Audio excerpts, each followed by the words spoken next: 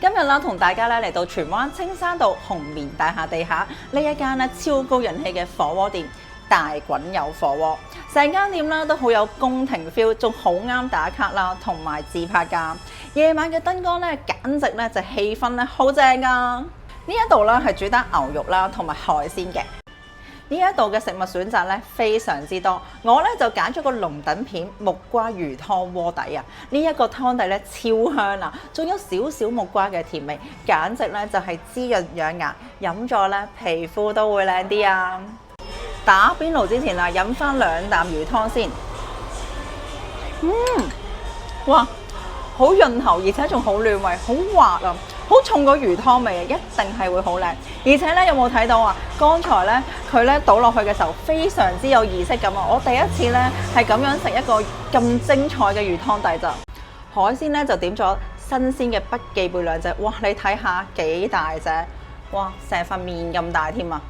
哇，厚身啦，爽口啦，仲好鮮甜添啊！一定咧要點呢一個咧大滾油嘅牛肉拼盤啊！細盤咧已經好澎湃啦，一片片嘅油花咧非常之靚噶。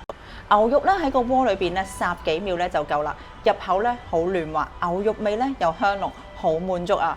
呢個水蓮幾靚，打邊爐咧都比較少見啦，而且咧佢仲係爽口啦，唔膩，配魚湯咧好清新㗎。即炸嘅響鈴啊！哇，炸到黃金脆卜卜，好香啊！你咧中意咧食浸一浸佢又得，如果唔係咧就咁食都得㗎。浸一浸佢咧就可以吸收晒木瓜同魚湯嘅精華。手打鵝肝蜜汁墨魚丸，每一粒咧都好實淨，好有彈性，咬落去嘅時候咧仲有啲鵝肝嘅味道，仲有咧好香嘅墨魚味啊！當然唔少得甜品啦，睇下幾犀利，係火焰豆腐花，我都係第一次食到㗎咋。好好味啊，好滑啊，直情咧係入口融化咧，完全冇感覺。同埋咧個豆腐花嘅味道好重啦，仲有少少糖喺度咧，甜甜地咁唔錯。